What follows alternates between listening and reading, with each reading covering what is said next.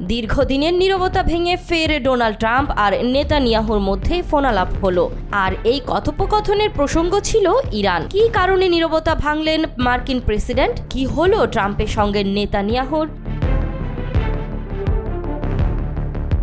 নতুন ইরানের পরমাণু ইস্যুতে নীরবতা ভেঙেছেন ডোনাল্ড ট্রাম্প আর তার মিত্র বেনিয়ামিন নেতানিয়াহু। হোয়াইট হাউস বলছে, ইরানের পরমাণু চুক্তি নিয়ে দুই দেশের সরকার ও রাষ্ট্রপ্রধানের মধ্যে শুক্রবার ফোনালাপ হয়েছে। একই দিন ইসরায়েলের প্রধানমন্ত্রী বলেছেন, ইউরেনিয়াম সমৃদ্ধকরণ ছাড়া চুক্তি হলে তা ইসরায়েল স্বাগত জানায়। তার দাবি, ইরানকে ইউরেনিয়াম সমৃদ্ধ করতে দেয়া যাবে না। যদি ঝুঁকিপূর্ণ কোনো কিছু ঘটে, ইসরায়েল নিজেদের আত্মরক্ষায় সব করবে। ইসরায়েলের প্রধানমন্ত্রী বেনিয়ামিন নেতানিয়াহু বলেন, যুক্তরাষ্ট্রের সঙ্গে আলোচনা করছি, সম্মান করছি। একই সঙ্গে এমন কিছু নিশ্চিত করতে হবে যেন ইরানের কাছে পরমাণু অস্ত্র না থাকে, হামাস যেন গাজার দায়িত্বে না থাকে। ট্রাম্পের পরিকল্পনা বাস্তবায়নে কাজ করতে হবে। অসাধারণ পরিকল্পনা তার। আরব বিশ্বের সঙ্গে যুক্তরাষ্ট্রের সখ্যতায় আমার কোনো সমস্যা নেই। এদিকে পারমাণবিক কর্মসূচির চুক্তি নিয়ে এবার নতুন করে যুক্তরাষ্ট্রকে সরাসরি হুমকি দিল ইরান। খামেনি সাফ জানিয়ে দিয়েছে, চুক্তি হোক কিংবা না হোক, ইরান পারমাণবিক কর্মসূচি বন্ধ করবে না। আর ট্রাম্পের হুমকি ধামকিকে ভয় পায় না তেহরান। শুধু তা নয়, খামেনি আরও বলেছে, কেবল যুক্তরাষ্ট্র নয়, যে ইরানের দিকে ধেয়ে আসতে চাইবে তাকেই পাল্টা জবাব দেয়া হবে। ইরান মাথা নত করার জাতি নয় বলে উল্লেখ করেন খামেনি। ইউরেনিয়াম সমৃদ্ধকরণ শেষ করতেই যদি যুক্তরাষ্ট্র জোর দেয়, কোনো পরমাণু চুক্তি হবে না বলে হুঁশিয়ারি দিয়েছেন ইরানের পররাষ্ট্রমন্ত্রী আব্বাস আরাকচি। ইতালির রোমে ওয়াশিংটন তেহরান পঞ্চম দফায় পরমাণু আলোচনাকে সামনে রেখে তিনি জানান, পরমাণু অস্ত্র তৈরির কোনো ইচ্ছা ইরানের নেই। এমন পরিস্থিতিতে হোয়াইট হাউস বলছে, নীরবতা ভেঙে ইরানের পরমাণু চুক্তি নিয়ে আলোচনা করেছেন ট্রাম্প নেতানিয়াহু। যুক্তরাষ্ট্র ইরান পরমাণু চুক্তি নিয়ে জল ঘোলা হচ্ছে ডোনাল্ড ট্রাম্প দ্বিতীয় মেয়াদে ক্ষমতায় আসার পর থেকেই। বিশ্বের অনেক দেশই পরমাণু শক্তিধর, এমনকি যুক্তরাষ্ট্রের চিরশত্রু চীন আর রাশিয়াও। এরপরেও ইরানের পরমাণু প্রকল্প নিয়ে ডোনাল্ড ট্রাম্পের যত মাথা ব্যথা। 4 দফার আলোচনায় ফলপ্রসূ কোনো সমাধান না আসায় এবার ইতালির রোমে পঞ্চম দফায় আলোচনায় বসছেন ওয়াশিংটন তেহরান প্রতিনিধি দল। এরই মধ্যে ট্রাম্প খামেনি নেতানিয়াহুর পাল্টাপাল্টি বাক্য বিনিময় চলছেই। আলোচনায় বসার আগেই ইরানের পররাষ্ট্রমন্ত্রী সাফ জানিয়ে দিয়েছেন, পরমাণু চুক্তির মানে যদি হয় ইরান ইউরেনিয়াম সমৃদ্ধ করতে পারবে না, তবে যুক্তরাষ্ট্রের সঙ্গে কোনো পরমাণু চুক্তি হবে না। ইরানের ইউরেনিয়াম সমৃদ্ধকরণ অব্যাহত থাকবে। উল্লেখ করে তিনি জানান, পরমাণু অস্ত্র তৈরি করা ইরানের লক্ষ্য হলে সেটা তেহরান অনেক আগেই তৈরি করত। সেই ক্ষমতা ইরানের আছে। ইরানের পররাষ্ট্রমন্ত্রী আব্বাস আরাকচি বলেন, যদি যুক্তরাষ্ট্রের লক্ষ্য হয় ইউরেনিয়াম সমৃদ্ধকরণ বন্ধ করা, তাহলে কোনো চুক্তি হবে না। ইরানের মানুষের কাছ থেকে পরমাণু শক্তির শান্তিপূর্ণ ব্যবহারের অধিকার তারা কেড়ে নিতে পারে না। মার্কিন প্রেসিডেন্ট বহুবার বলেছেন, ইরানের কাছে পরমাণু অস্ত্র থাকতে পারবে না। ইসলামিক প্রজাতন্ত্র যদি চায় পরমাণু অস্ত্র তৈরি করতে পারবে, কিন্তু আমাদের সেই ইচ্ছা নেই। আমাদের সক্ষমতা আছে ঠিকই। এমন অবস্থায় ইরানের সঙ্গে যুক্তরাষ্ট্রের পরমাণু চুক্তি হবে না, মধ্যপ্রাচ্যে সংঘাত আরও বাড়বে, তা নিয়ে সংশয় রয়েছে বিশ্লেষকদের মধ্যে। তবে খামেনি প্রথম থেকেই এই একটি বিষয়ে কোনো ছাড় দিতে রাজি নন। আর ইরান যদি তার সিদ্ধান্তে অনড় থাকে, তাহলে হয় নতুন করে ভাবতে হবে ট্রাম্পকে, না হয় উত্তেজনা যুদ্ধের ময়দানে গড়াবে। গোটা বিশ্ব এখন চেয়ে আছে রোমের দিকে, দুই দেশের প্রতিনিধিদের বৈঠকের ফলাফল কি হয় সেটা দেখার জন্য।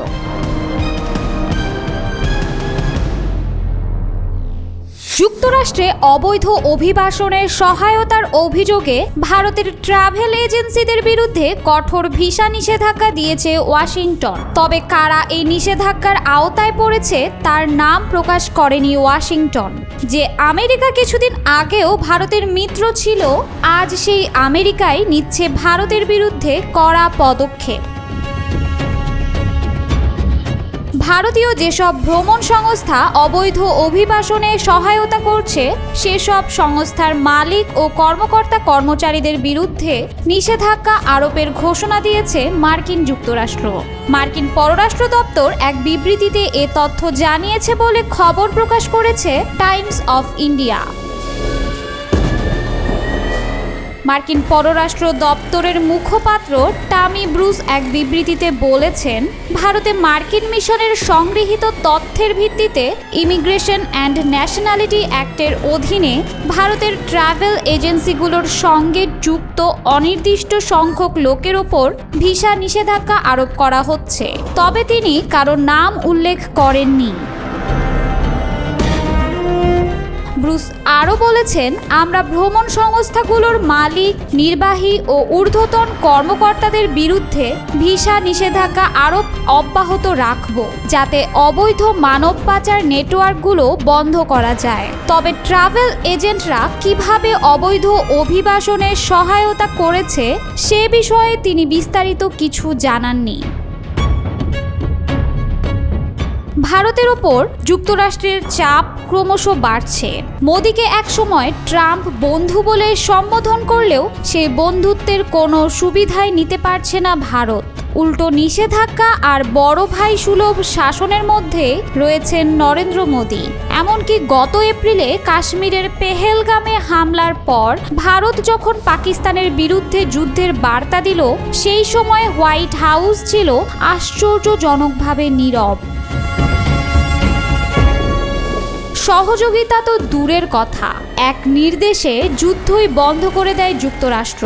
এরপর কাশ্মীর ইস্যুতেও ভারত পাকিস্তানকে নিয়ে আলোচনায় মধ্যস্থতা করার ঘোষণা দিয়েছেন ট্রাম্প।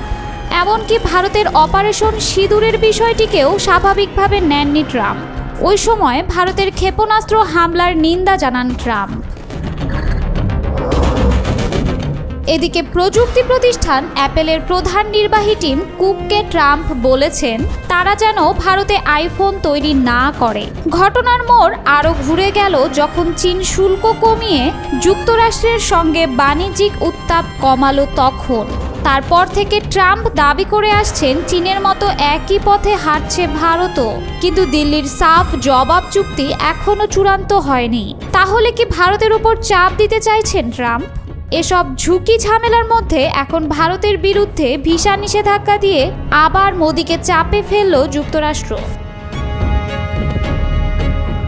এই নিষেধাজ্ঞার পরপরই সাবেক ডোনাল্ড ট্রাম্পের ঘনিষ্ঠ সহযোগী লরা লুমারি H-1B ভিসা প্রোগ্রামে আরও কঠোরতা আনার আহ্বান জানান। তিনি যুক্তি দেন, এই প্রোগ্রামটি আমেরিকান কর্মসংস্থানে বিদেশিদের প্রাধান্য দিচ্ছে। যুক্তরাষ্ট্রের এই ভিসা নিষেধাজ্ঞা এবং H-1B ভিসা প্রোগ্রাম নিয়ে চলমান বিতর্ক ভারতীয় পেশাজীবী এবং সংস্থাগুলোর জন্য নতুন চ্যালেঞ্জ তৈরি করেছে। এই পরিস্থিতিতে উভয় দেশের মধ্যে কূটনৈতিক আলোচনার মাধ্যমে সমাধান খোঁজা গুরুত্বপূর্ণ হয়ে উঠেছে বলে মনে করছেন বিশ্লেষকরা।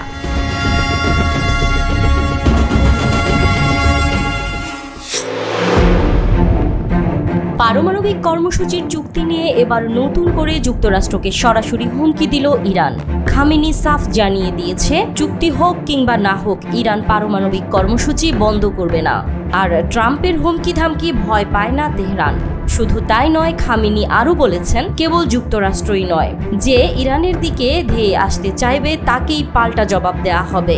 ইরান মাথা নত করার জাতি নয় বলেও উল্লেখ করেন খামেনি। ইউরেনিয়াম সমৃদ্ধকরণ শেষ করতেই যদি যুক্তরাষ্ট্র জোর দেয়, কোনো পরমাণু চুক্তি হবে না বলে হুঁশিয়ারি দিয়েছেন ইরানের পররাষ্ট্রমন্ত্রী আব্বাস আরাকচিও। ইতালির রোমে ওয়াশিংটন তেহরান পঞ্চম দফার পরমাণু আলোচনাকে সামনে রেখে তিনি জানান, পরমাণু অস্ত্র তৈরির কোনো ইচ্ছা ইরানের নেই। এমন পরিস্থিতিতে হোয়াইট হাউস বলছে, নীরবতা ভেঙে ইরানের পরমাণু চুক্তি নিয়ে আলোচনা করছেন ট্রাম্প নেতানিয়াহু। যুক্তরাষ্ট্র ইরান পরমাণু চুক্তি নিয়ে জল ঘোলা হচ্ছে ডোনাল্ড ট্রাম্প দ্বিতীয় মেয়াদে ক্ষমতায় আসার পর থেকেই। বিশ্বের অনেক দেশই পরমাণু শক্তিধর, এমনকি যুক্তরাষ্ট্রের চিরশত্রু চীন আর রাশিয়াও। এরপরেও ইরানের পরমাণু প্রকল্প নিয়েই ডোনাল্ড ট্রাম্পের যত মাথা ব্যথা। 4 দফার আলোচনায় ফলপ্রসূ কোনো সমাধান না আসায় এবার ইতালির রোমে 5ম দফায় আলোচনায় বসেছে ওয়াশিংটন তেহরানের প্রতিনিধি। এর মধ্যেই ট্রাম্প খামেনি নেতানিয়াহুর পাল্টাপাল্টি বাক্য বিনিময় চলছেই। আলোচনা বসার আগেই ইরানের পররাষ্ট্রমন্ত্রী সাফ জানিয়ে দিয়েছেন, পরমাণু চুক্তির মানেই যদি হয় ইরান ইউরেনিয়াম সমৃদ্ধ করতে পারবে না, তবে যুক্তরাষ্ট্রের সঙ্গে কোনো পরমাণু চুক্তি হবে না। ইরানের ইউরেনিয়াম সমৃদ্ধকরণ অব্যাহত থাকবে উল্লেখ করে তিনি জানান, পরমাণু অস্ত্র তৈরি করা ইরানের লক্ষ্য হলে সেটি তেহরান অনেক আগেই তৈরি করত। সেই ক্ষমতা ইরানের আছে। ইরানের পররাষ্ট্রমন্ত্রী আব্বাস আরাকচি বলেন, যদি যুক্তরাষ্ট্রের লক্ষ্য হয় ইউরেনিয়াম সমৃদ্ধকরণ বন্ধ করা, তাহলে কোনো চুক্তি হবে না। ইরানের মানুষের কাছ থেকে পরমাণু শক্তির শান্তিপূর্ণ ব্যবহারের অধিকার তারা কেড়ে নিতে পারে না। মার্কিন প্রেসিডেন্ট বহুবার বলেছেন, ইরানের কাছে পরমাণু অস্ত্র থাকতে পারবে না। ইসলামিক প্রজাতন্ত্র যদি চায় পরমাণু অস্ত্র তৈরি করতে পারে, কিন্তু আমাদের সেই ইচ্ছা নেই। আমাদের সক্ষমতা আছে ঠিকই। এমন অবস্থায় ইরানের পরমাণু ইস্যুতে নীরবতা ভেঙেছেন ডোনাল্ড ট্রাম্প আর তার মিত্র বেনিয়ামিন নেতানিয়াহু। হোয়াইট হাউস বলছে, ইরানের পরমাণু চুক্তি নিয়ে দুই দেশের সরকার ও রাষ্ট্রপ্রধানের মধ্যে শুক্রবার ফোনালাপ হয়েছে। একই দিন ইসরায়েলের প্রধানমন্ত্রী বলেছেন, ইউরেনিয়াম সমৃদ্ধকরণ ছাড়া চুক্তি হলে তা ইসরায়েল স্বাগত জানায়। তার দাবি, ইরানকে ইউরেনিয়াম সমৃদ্ধ করতে দেয়া যাবে না। যদি ঝুঁকিপূর্ণ কোনো কিছু ঘটে, ইসরায়েল নিজেদের আত্মরক্ষায় সব করবে। ইসরায়েলের প্রধানমন্ত্রী বেনিয়ামিন নেতানিয়াহু বলেন, যুক্তরাষ্ট্রের সঙ্গে আলোচনা করছি, সম্মানও করছি। একসঙ্গে এমন কিছু নিশ্চিত করতে হবে যেন ইরানের কাছে পরমাণু অস্ত্র না থাকে, হামাস যেন গাজার দায়িত্বে না থাকে। ট্রাম্পের পরিকল্পনা বাস্তবায়নে কাজ করতে হবে। অসাধারণ পরিকল্পনা তার। আরব বিশ্বের সঙ্গে যুক্তরাষ্ট্রের সখ্যতায় আমার কোনো সমস্যা নেই। এমন অবস্থায় ইরানের সঙ্গে যুক্তরাষ্ট্রের পরমাণু চুক্তি হবে না, মধ্যপ্রাচ্য সংঘাত আরও বাড়বে তা নিয়ে সংশয়ে রয়েছে বিশ্লেষকরা। তবে খামেনি প্রথম থেকেই এই একটি বিষয়ে কোনো ছাড় দিতে রাজি নন। আর ইরান যদি তার সিদ্ধান্তে অনড় থাকে, তাহলে হয় নতুন করে ভাবতে হবে ট্রাম্পকে, না হয় উত্তেজনা যুদ্ধের ময়দানে গড়াবে। গোটা বিশ্ব এখন চেয়ে আছে রোমের দিকে, দুই দেশের প্রতিনিধিদের বৈঠকের ফলাফল কি হয় সেটা দেখার জন্য।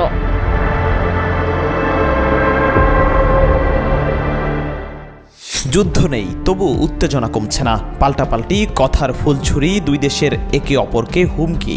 ভারত আর পাকিস্তান যেন আবারও মুখোমুখি অবস্থানে। মল্লযুদ্ধ না হলেও যে কথার যুদ্ধ চলছে, তাতে মনে হয় এই বুঝি একজন আরেকজনের উপর ঝাঁপিয়ে পড়ল। এদিকে দুই দেশের মধ্যে আকাশসীমা ব্যবহারের নিষেধাজ্ঞা বাড়ানো হয়েছে, আর একই সঙ্গে চলছে পারমাণবিক সক্ষমতা ঘিরে উদ্বেগ। এরই মাঝে ভারতের প্রধানমন্ত্রী সন্ত্রাসবাদ ইস্যুতে পাকিস্তানকে কঠিন বার্তা দিয়েছে। ইসলামাবাদও ছাড় দেয়নি। পাল্টা বার্তায় তারা জানিয়ে দিয়েছে, শান্তির ইচ্ছাকে যেন দুর্বলতা না ভাবা হয়। সম্প্রতি ভারতের প্রধানমন্ত্রী নরেন্দ্র মোদী পাকিস্তানকে উদ্দেশ্য করে বলেন, সন্ত্রাসের জন্য তাদের চড়া মূল্য দিতে হবে। এই বক্তব্য সরব প্রতিক্রিয়া দিয়েছে ইসলামাবাদ। পাকিস্তানের পররাষ্ট্র মন্ত্রণালয় বলছে, মোদির এই মন্তব্য বাস্তবতাকে বিকৃত করেছে এবং একটি জাতিকে দোষারোপ করে উত্তেজনাকর পরিবেশ তৈরি করেছে।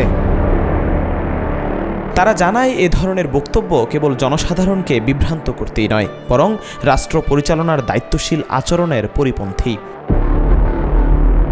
পাকিস্তানের পররাষ্ট্র মন্ত্রণালয় স্পষ্ট বলেছে, দেশটির শান্তির আকাঙ্ক্ষা যেন কেউ দুর্বলতা হিসেবে না দেখে। তারা জানিয়েছে, পাকিস্তানের মানুষ এবং সশস্ত্র বাহিনী দেশের সার্বভৌমত্ব রক্ষার জন্য পুরোপুরি প্রস্তুত। যে কোনো ধরনের সিদ্ধান্ত, উত্তেজনার সঠিক জবাব দেওয়ার সক্ষমতা পাকিস্তানের রয়েছে, এমনকি সেটা যদি প্রতিদ্বন্দ্বিতার চরম পর্যায়েও গড়ায়। এই প্রেক্ষাপটেই পাকিস্তান আন্তঃবাহিনী জনসংযোগ পরিদপ্তরের পরিচালক লেফটেন্যান্ট জেনারেল আহমেদ শরীফ চৌধুরী সতর্ক করে বলেছেন, ভারত পাকিস্তান পারমাণবিক সংঘর্ষ মানে একসঙ্গে ধ্বংসের দিকে এগিয়ে যাওয়া।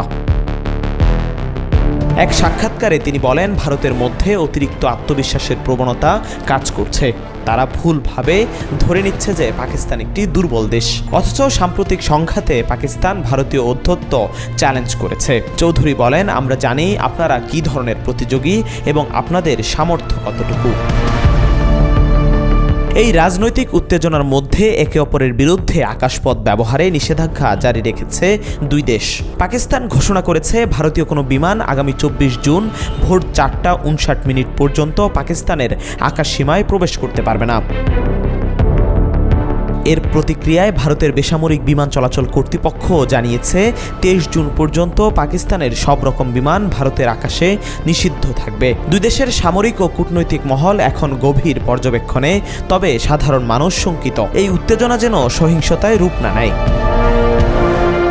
এই পুরো পরিস্থিতিতে সবচেয়ে উদ্বেগজনক দিক হলো উত্তেজনা প্রশমনের কোনো কার্যকর উদ্যোগ নেই। যুক্তরাষ্ট্রের মধ্যস্থতায় সামরিক যুদ্ধবিরতি হলেও স্থায়ী যুদ্ধবিরতির জন্য এখনও সক্রিয় হস্তক্ষেপ করছে না ডোনাল্ড ট্রাম্প। তারা হয়তো পর্যবেক্ষকের ভূমিকায় রয়েছে। তবে দুই দেশের অস্থিরতা কমাতে এখনই স্থায়ী যুদ্ধবিরতিদের চুক্তিতে আসা উচিত বলে মনে করছেন বিশেষজ্ঞরা।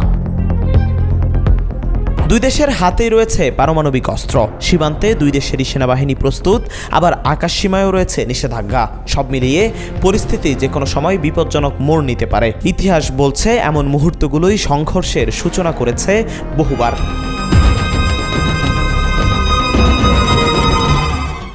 পলাতক আওয়ামী লীগের কর্মীসহ 2369 বাংলাদেশিকে এবার ফেরত পাঠাবে ভারত। ভারতে বসবাসকারী এই অবৈধ বাংলাদেশিদের ফেরত পাঠাতে ভারত ইতোমধ্যেই প্রস্তুত হয়েছে বলে জানিয়েছেন দেশটির পররাষ্ট্র মন্ত্রণালয়ের মুখপাত্র রণধীর জয়সওয়াল। বৃহস্পতিবার ভারতের পররাষ্ট্র মন্ত্রণালয়ের সাপ্তাহিক ব্রিফিংয়ে এক প্রশ্নের জবাবে জয়সওয়াল এমন তথ্য জানান। জয়সওয়াল বলেন, 2000-এরও বেশি বাংলাদেশিকে নিজের দেশে ফেরত পাঠানোর জন্য তারা বাংলাদেশ সরকারের পদক্ষেপের অপেক্ষায় আছে। তিনি জানান, বাংলাদেশিরা বেআইনিভাবে ভারতে থাকছিলেন এবং তাদের প্রত্যর্পণের আগে পরিচয় নিশ্চিত করার জন্য বাংলাদেশকে জানিয়েছে ভারত। ভারতের দাবি, সেখানে অবৈধভাবে বসবাসকারী নাগরিকদের বাংলাদেশ দ্রুত চিহ্নিত করুক যাতে তাদের ফেরত পাঠানো যায়। দিল্লির ওই প্রেস ব্রিফিংয়ে রণধীর জয়সওয়াল আরও বলেন, যেসব বিদেশিরা বেআইনিভাবে ভারতে আছেন তারা বাংলাদেশি হন বা যে কোনো দেশেরই হন না কেন, তাদের বিরুদ্ধে আইনানুগ ব্যবস্থা নেওয়া হবে। তিনি এও বলেছেন যে 2300-র বেশি বাংলাদেশি নাগরিক ভারতে রয়েছেন যাদের বৈধ কোনো অনুমতি নেই। তাদের প্রত্যর্পণ করতে হবে, কিন্তু বাংলাদেশ থেকে তাদের নাগরিকত্ব যাচাই সম্পূর্ণ না হওয়ার কারণে তাদের নিজ দেশে ফেরত দেওয়া যাচ্ছে না। এদের মধ্যে এমন মানুষও রয়েছেন যারা বেআইনিভাবে ভারতে এসে ধরা পড়েছেন এবং জেলের সাজা কাটাচ্ছেন। তবে সাজার মেয়াদ শেষ হয়ে গেলেও পরিচয় ও নাগরিকত্ব যাচাই না হওয়ায় তাদের নিজ দেশে ফেরত পাঠানো যায়নি, জানান জয়সওয়াল।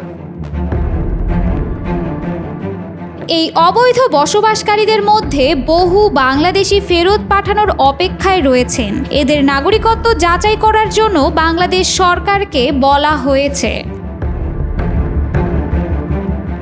ভারতে অবস্থানরত অবৈধ বাংলাদেশিদের সংখ্যা বর্ণনায় তিনি বলেন, এই মুহূর্তে মোট 2369 জনের তালিকা প্রস্তুত। এদের প্রত্যেককেই ফেরত যেতে হবে। এই নাগরিকদের অনেকের জেল খাটার মেয়াদ পূর্ণ হয়েছে।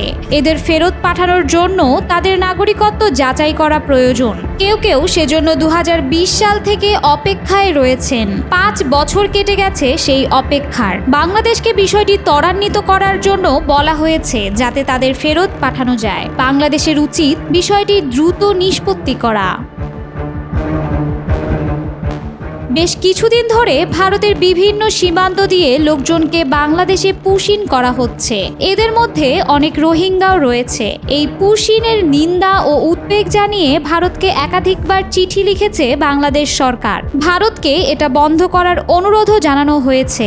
এ প্রসঙ্গে ভারতের অভিমত জানতে চেয়ে পররাষ্ট্র মন্ত্রণালয়ের সাপ্তাহিক ব্রিফিংয়ে প্রশ্ন করা হলে রণধীর জয়সওয়াল পুশিন নিয়ে তেমন ঝেড়ে না কাশলেও অবৈধদের ফেরত পাঠানোর বিষয়টি স্পষ্ট করেন। এই তালিকায় যেমন 5 বছর আগে ভারতে যাওয়া বাংলাদেশিরা রয়েছেন, তেমনি বাংলাদেশের পট পরিবর্তন হওয়ার পর যারা গেছেন তারাও রয়েছে। নিষিদ্ধ ঘোষিত আওয়ামী লীগের অনেক নেতাকর্মী অবৈধভাবে ভারতে গিয়ে আশ্রয় নিয়েছেন। তাদের বিরুদ্ধেও অভিযান চলছে এবং তাদেরও ফেরত পাঠানো হবে বলে জানিয়েছে দেশটির একাধিক সূত্র।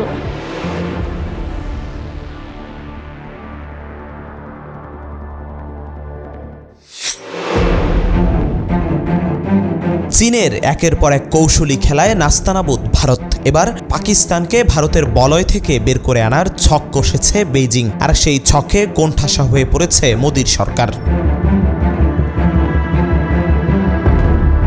দক্ষিণ এশিয়ার ভূ রাজনীতিতে নতুন করে উত্তেজনা দেখা দিয়েছে। ভারতের সাম্প্রতিক সামরিক অভিযান অপারেশন সিঁদুর এবং পাকিস্তানের রাশিয়ার কৌশলগত তৎপরতার পরিপ্রেক্ষিতে পাকিস্তান, চীন এবং আফগানিস্তানের মধ্যে ঘনিষ্ঠতা বাড়ছে। এই নতুন ত্রিপক্ষীয় সম্পর্ক ভারতের জন্য নতুন নিরাপত্তা চ্যালেঞ্জ তৈরি করতে পারে। পাকিস্তানের উপপ্রধানমন্ত্রী ও পররাষ্ট্রমন্ত্রী ইসহাক দারের চীন সফরে দেশটির পররাষ্ট্রমন্ত্রী ওয়াং ইয়ের সঙ্গে আঞ্চলিক শান্তি, নিরাপত্তা ও দ্বিপাক্ষিক সম্পর্ক নিয়ে আলোচনা করেছেন। এছাড়া তিনি আফগান নেতাদের সঙ্গে ত্রিপক্ষীয় বৈঠকে অংশ নেবেন, যেখানে ভারতের সঙ্গে সাম্প্রতিক সংঘর্ষের পর নিরাপত্তা পরিস্থিতি, আঞ্চলিক বাণিজ্য এবং সহযোগিতা নিয়ে আলোচনা হবে। চীন ইতিমধ্যে পাকিস্তানের ভূখণ্ড ও সার্বভৌমত্ব রক্ষার পক্ষে শক্ত অবস্থান নিয়েছে। অপারেশন সিঁদুরের সময় চীন পাকিস্তানকে আয়রন ক্লাড বন্ধু বলেও উল্লেখ করে। এছাড়া চীন আফগানিস্তানে রাশিয়ার ক্রমবর্ধমান প্রভাব নিয়ে উদ্বিগ্ন। চীনের লক্ষ্য ছিল পাকিস্তান ও আফগানিস্তানের সঙ্গে সম্পর্ক জোরদার করে ভারতের প্রভাবকে ভারসাম্যপূর্ণ রাখা। পাক চীন সম্পর্কের এই ঘনিষ্ঠতা দক্ষিণ এশিয়ার ভারতের জন্য নতুন নিরাপত্তা চ্যালেঞ্জ তৈরি করতে পারে, বিশেষত যখন তিনটি দেশই ভারতের সীমান্তবর্তী। ভারতের অপারেশন সিঁদুর এবং আফগানিস্তানে রাশিয়ার তৎপরতা এই অঞ্চলের কৌশলগত ভারসাম্যকে নতুন করে সংজ্ঞায়িত করছে। দক্ষিণ এশিয়ার বর্তমান ভূরাজনৈতিক পরিস্থিতি ভারতের জন্য নতুন কৌশলগত চ্যালেঞ্জ তৈরি করছে। পাকিস্তান, চীন এবং আফগানিস্তানের ঘনিষ্ঠতা ভারতের নিরাপত্তা ও কূটনৈতিক অবস্থানের উপর প্রভাব ফেলতে পারে। এই পরিস্থিতিতে ভারতের জন্য প্রয়োজন সুপরিকল্পিত কূটনৈতিক কৌশল ও আঞ্চলিক সহযোগিতা জোরদার করা।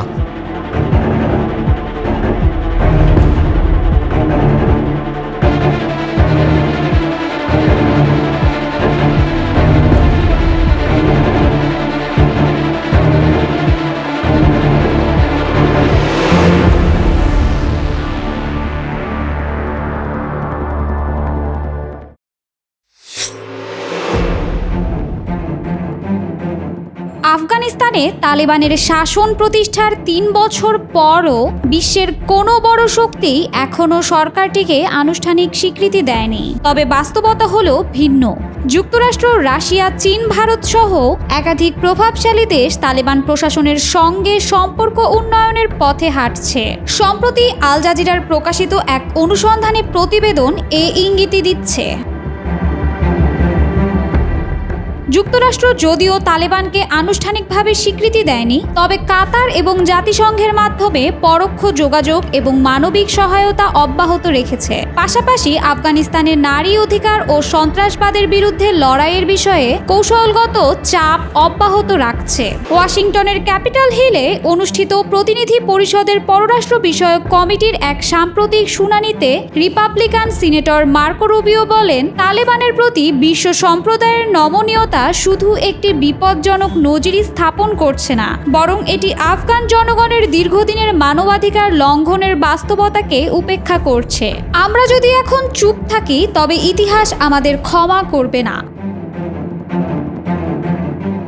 চীন আফগানিস্তানকে তাদের বেল্ট অ্যান্ড রোড ইনিশিয়েটিভ এর অংশ হিসেবে বিবেচনা করছে। একই সঙ্গে জিনজিয়াং অঞ্চলের উইঘুর বিচ্ছিন্নতাবাদীদের বিরুদ্ধে নিরাপত্তা নিশ্চয়তা চাচ্ছে তালেবানের কাছ থেকে। রাশিয়ার আগ্রহ মূলত মধ্য এশিয়ায় নিজের ঐতিহ্যগত প্রভাব ধরে রাখা। তালেবান সরকারের সঙ্গে সীমিত বাণিজ্য ও নিরাপত্তা সহযোগিতা করে রাশিয়া সেখানে পশ্চিমা প্রভাব প্রতিহত করতে চাচ্ছে। তবে সমালোচকরা বলছেন প্রভাবশালী দেশের এই আচরণ তালেবানের জন্য আন্তর্জাতিক স্বীকৃতি পাওয়ার একটি পেছনের দরজা তৈরি করছে।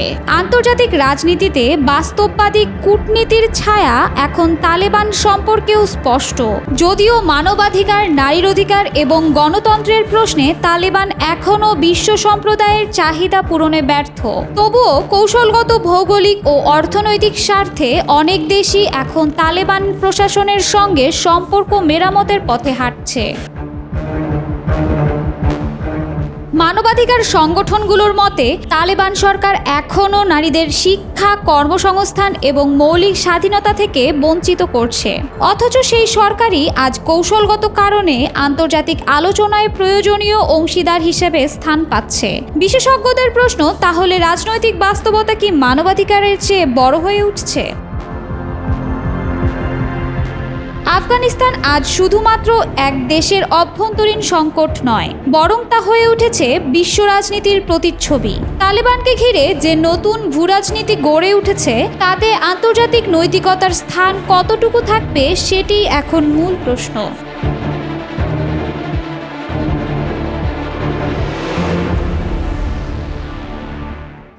যুক্তরাষ্ট্র আর রাশিয়া প্রকাশ্যে কোনো ঝামেলায় না জড়ালেও বিশ্ব ক্ষমতা নিয়ে তাদের দ্বন্দ্ব চিরন্তন। পুতিনের সাথে সখ্যতা রেখে চলাফেরা করলেও ট্রাম্প রাশিয়ার উপর অনেক বিষয়ে নিষেধাজ্ঞা দিয়েই রেখেছে, যা পুতিনকেও দীর্ঘদিন ধরে ভাবিয়ে তুলেছে। এবার যুক্তরাষ্ট্রকে টক্কর দিতে রাশিয়া নতুন ছক তৈরি করেছে, আর এই ছক নতুন করে চিন্তায় ফেলেছে যুদ্ধ সক্ষমতায় সমৃদ্ধ অনেক দেশকে। রাশিয়ার সাথে উত্তর কোরিয়ার সখ্যতা, ইরানের সাথে চুক্তি, কৌশলগতভাবে চীনের সাথে বন্ধুত্ব, সবই মূলত মার্কিন প্রভাব থেকে নিজেদের প্রভাবকে জাহির করার কৌশলী পথ, যার সবই গত কয়েক মাসে করেছে পুতিন। ট্রাম্প দ্বিতীয় মেয়াদে বিশ্ব মসনদে বসার পর পুতিনকে ভাবতে হয়েছে বহুমুখী ভাবনা, আর সেই ভাবনার ফলাফল একটি একটি করে প্রকাশ্যে আসছে। এরই মাঝে রাশিয়ার পারমাণবিক অস্ত্রে তার প্রতিবেশী এবং মিত্রদেশ বেলারুশকে শক্তিশালী করার কাজ শুরু করেছে। এখানেও রয়েছে পুতিনের কৌশলী ছক, যে ছকে তার মিত্ররা শক্তিশালী হলে যুক্তরাষ্ট্রের সঙ্গে টক্কর দেয়া সহজ হবে। তবে বিশ্বের সবচেয়ে শক্তিশালী দেশ যুক্তরাষ্ট্রও কম যায় না। বাণিজ্য কৌশলে মধ্যপ্রাচ্যকে কাছে টানার পাশাপাশি অস্ত্র আর যুদ্ধ বিমান বিক্রির যে বিশাল অর্থ মার্কিন মুলুকে নিয়ে আসছে, তা দেশটিকে আরও সমৃদ্ধ করবে। সুতরাং কৌশলের যুদ্ধে এখন শেয়ানে শেয়ানে টক্কর চলছে। আন্তর্জাতিক সম্পর্কের ভাষায় বাস্তবতা অনুযায়ী একটি দেশ কোনো দিক দিয়ে শক্তি অর্জন করলে তা অন্য আরেকটি দেশের মাথা ব্যথার কারণ হয়ে দাঁড়ায়। তখন দ্বিতীয় দেশটি হয় প্রথম দেশটিকে টক্কর দেবে, নয়তো সখ্যতা করবে। যুক্তরাষ্ট্র ও রাশিয়া পরস্পরের প্রতিপক্ষ ও প্রতিদ্বন্দ্বী হলেও মার্কিন প্রেসিডেন্ট ডোনাল্ড ট্রাম্প বরাবরই রাশিয়ার সঙ্গে সুসম্পর্ক বজায় রাখার পক্ষে। তবে কূটনৈতিক চাল হিসেবে নিষেধাজ্ঞা জারি অব্যাহত রেখেছেন তিনি। কিন্তু সার্বিকভাবেই দুই দেশের পরস্পরের সামরিক নানান শক্তি নিয়ে মাথা ঘামায়। যেমন যুক্তরাষ্ট্রের প্রতিরক্ষা গোয়েন্দা সংস্থা ডিআই, তাদের দাবি রাশিয়া তার সামরিক বহরে পরমাণু ক্ষেপণাস্ত্রের পুনরায়ণ ঘটিয়েছে। আকাশ থেকে আকাশ পদ্ধতির ওই ক্ষেপণাস্ত্র নাকি সাবেক সোভিয়েত ইউনিয়ন আমলে ব্যবহার করা হতো, যেটি বর্তমানে রুশমিগ ও সুখি ফাইটারে সংযুক্ত করা হয়েছে। সংবাদ মাধ্যম নিউজউইক ডিআই এর দাবি যাচাই করতে ক্রেমলিনকে এর মাঝে খবর পাঠিয়েছে। নিউজউইক বলছে, ডিআই এর দাবি গুরুত্বপূর্ণ। ইউক্রেন যুদ্ধ শেষ হবার পর থেকে পশ্চিমা বিশ্বের সঙ্গে রাশিয়ার সম্পর্কের চরম অবনতি ঘটেছে, যেটি স্নায়ুযুদ্ধের সময়ও ছিল না। সমর বিষয়ক অনলাইন ম্যাগাজিন ওয়ারজনের বরাতে নিউজউইক বলছে, সাবেক সোভিয়েত ইউনিয়ন আমলে ব্যবহার করা আকাশ থেকে আকাশ পদ্ধতির পরমাণু ক্ষেপণাস্ত্রটির বর্তমান অবস্থা সম্পর্কে খুব কমই জানা গেছে। মার্কিন পরমাণু তথ্য প্রকল্পের পরিচালক বিজ্ঞানী হ্যান্স ক্রিস্টেনসেন সামাজিক যোগাযোগ মাধ্যমে এক পোস্টে লিখেছেন, বছরের পর বছর ধরে শুনেই আসছেন রাশিয়া নিজ সামরিক বহরে আকাশ থেকে আকাশ পদ্ধতির পরমাণু ক্ষেপণাস্ত্র যুক্ত করেছে। ডিআইএ তা এবছরে বৈশ্বিক হুমকি মূল্যায়নে প্রকাশ করেছে মে মাসের 11 তারিখ, যেখানে দাবি করা হয়েছে রাশিয়া তার পারমাণবিক অস্ত্র ভাণ্ডার সমৃদ্ধ করেছে নিত্য নতুন কৌশলে, যার মধ্যে আকাশ থেকে আকাশ পদ্ধতির পরমাণু ক্ষেপণাস্ত্র ও নোবেল নিউক্লিয়ার সিস্টেমও রয়েছে। কয়েকজনের বরাত দিয়ে নিউজ উইক আরও বলেছে, স্নায়ুযুদ্ধের সময় আকাশ থেকে আকাশ পদ্ধতির পরমাণু ক্ষেপণাস্ত্র ব্যবহার হতো বোমারু বিমান ধ্বংসের উদ্দেশ্যে। বর্তমানে ওই প্রেক্ষাপটের প্রাসঙ্গিকতা না থাকলেও নিবারণকারী শক্তি হিসাবে সুবিধাই দেবে। তবে স্টিলথ প্রযুক্তির যুদ্ধবিমানগুলো ওই পরমাণু ক্ষেপণাস্ত্র শনাক্ত করতে পারলেও ক্ষেপণাস্ত্রটির শরীরে রাডারের কারণে আক্রমণ এড়িয়ে যাওয়া কঠিন। এই ক্ষেপণাস্ত্রের আরেকটি সুবিধা হলো এটি ড্রোন ও ক্রুজ ক্ষেপণাস্ত্র ধ্বংস করতে পারে। রাশিয়ার পরমাণু গুদামে 1550টি কৌশলগত ওয়্যারহেড ও 2000 অকৌশলগত ওয়্যারহেড রয়েছে বলে দাবি ডিআইয়ের। এছাড়াও তাদের মূল্যায়নে এও দাবি করা হয়েছে, রাশিয়া শুধু নিজেকে নিয়ে ব্যস্ত নয়, বরং প্রতিবেশী দেশ বেলারুশকে পরমাণু অস্ত্রে শক্তিশালী বানাচ্ছে। বিশেষ করে বেলারুশে পরমাণু কেন্দ্র স্থাপন, কেন্দ্র পরিচালনা করা ও দেখভালের জন্য জনবলকে প্রশিক্ষণ দেওয়া হচ্ছে। পরমাণু অস্ত্র সম্বলিত ক্ষেপণাস্ত্র ও আকাশযান দেয়া হয়েছে বেলারুশকে। হঠাৎ প্রতিবেশী এই দেশকে পরমাণু অস্ত্রে সমৃদ্ধ করা কি বার্তা দিচ্ছে সেটাও নিয়ে ভাবছে যুক্তরাষ্ট্র।